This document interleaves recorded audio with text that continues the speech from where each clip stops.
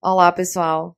Nessa aula, a gente segue falando sobre a modelagem de nicho ecológica correlativa, mas relembrando na aula passada, a gente falou sobre a definição de nicho, o diagrama de Bann, que seriam as condições, as dimensões do nicho biótica, abioticamente favoráveis e alcançáveis, considerando a dimensão de movimento, a dualidade de Husserl, em que o nicho no espaço ambiental, ele pode ser projetado para o espaço geográfico. As diferentes abordagens de modelos de nicho, mecanicista, correlativo, híbrido, a aplicabilidade desses modelos e, enfim, a modelagem de nicho ecológica correlativa, que é o que a gente está tratando nesse curso. Nessa aula, a gente vai focar nas variáveis ambientais ou variáveis preditoras, nos registros de ocorrência e ausência e nos algoritmos. As variáveis preditoras nada mais são do que as variáveis ambientais. Pode ser precipitação, em que a gente pode observar a variação da precipitação ao longo do espaço geográfico. Pode ser variáveis de temperatura, pode ser variáveis de topografia ou variáveis de tipos de solo. Já os registros de ocorrência são as coordenadas geográficas que a gente encontrou a espécie. A gente vai lá, marca no GPS e a gente tem essa informação dos registros de ocorrência. Os registros de ocorrência normalmente não estão bem distribuídos. Às vezes a gente pode encontrar um agregado de registros de ocorrência. E o que é que isso significa para a modelagem de distribuição? Significa que a gente tem várias informações repetidas. Por quê? Porque digamos que a gente tem essa variável aqui ambiental de precipitação, temperatura.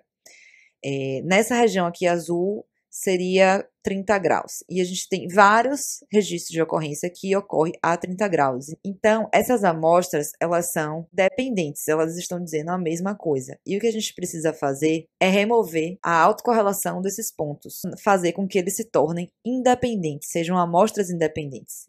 E fazendo essa remoção, a gente consegue perceber agora que essa agregação dos pontos foi removida e os pontos agora eles estão mais bem distribuídos pelo espaço geográfico. Essa remoção pode ser feita a partir de diversos tipos de filtros. Os principais seriam filtros geográficos, que descartam os pontos agregados espacialmente, e filtros ambientais, que removem informações redundantes, ou seja, pontos com as mesmas condições climáticas, como eu dei o exemplo ali da temperatura de vários pontos pegando a mesma informação de temperatura, por exemplo. Já os registros de ausência podem ser ou os pesquisadores foram em determinadas regiões que a espécie poderia ocorrer, mas essa espécie não é encontrada nessa região e diversas vezes já foi observado essa ausência da espécie, então isso aí seria uma ausência verdadeira. Pode ser simplesmente porque a espécie ela não consegue, de alguma forma, ocupar aquela região por condições climáticas ou mesmo por condições bióticas. Essa ausência ela pode ocorrer tanto nas regiões externas à área de ocupação, quanto inclusive na própria área de ocupação.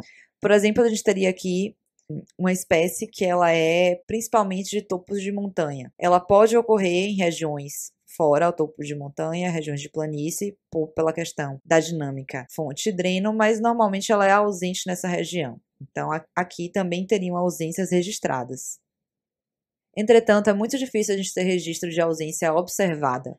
O que a gente pode fazer, considerando que essa informação normalmente é inexistente, é gerar pontos de pseudo-ausência. E aí a gente vai gerar esses pontos a partir de diversas estratégias. A gente pode jogar esses pontos aleatoriamente na região. A gente pode escolher que esses pontos de pseudo-ausência seja distante dos pontos de ocorrência a partir de 1 grau, de alguns quilômetros. Ou a gente pode rodar um modelo de distribuição de espécies que seja baseado só em presença, por exemplo, o BioClim. E aí esse modelo ele vai estimar quais são as regiões que não seriam adequadas para essa espécie. Nessas regiões a gente pode incluir os pontos de pseudo-ausência. A escolha da estratégia vai depender dos algoritmos que a gente vai utilizar, ou mesmo pode depender da espécie que a gente está utilizando. Algumas estratégias podem funcionar melhor e dar um desempenho melhor do modelo, que a gente vai falar mais à frente o que seria esse desempenho. E agora a gente entra na questão dos algoritmos, que é o algoritmo que vai gerar um modelo. O que seriam esses algoritmos, ou métodos de modelagem, a gente pode chamar assim também?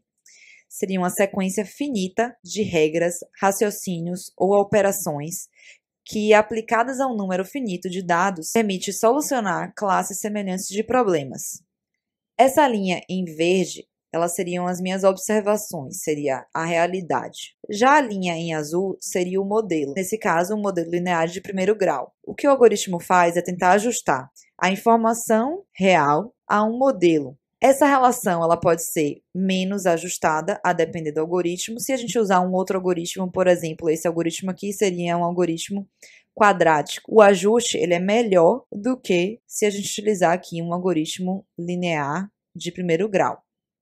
O algoritmo, ele não necessariamente é um algoritmo de primeiro grau ou de uma relação quadrática, mas pode descrever a realidade de diversas formas e possui graus de complexidade diferentes.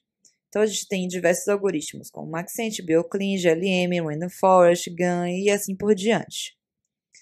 Cada algoritmo vai gerar uma informação diferente, tanto no espaço ambiental quanto no espaço geográfico.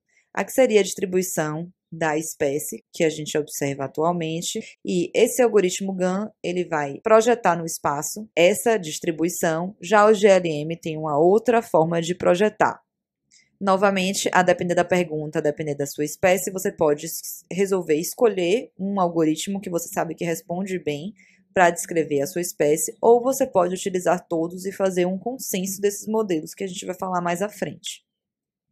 E aqui seria uma representação do que esse modelo estaria projetando. A espécie, ela ocorre nessas regiões, e aqui são condições ambientais. O modelo ele projeta as informações de forma matricial ou em um raster, em que valores de alta adequabilidade seriam valores em que são favoráveis para a ocorrência da espécie, e valores de baixa adequabilidade, próximas a zero, seriam regiões que não são adequadas para a persistência ou ocorrência dessa espécie.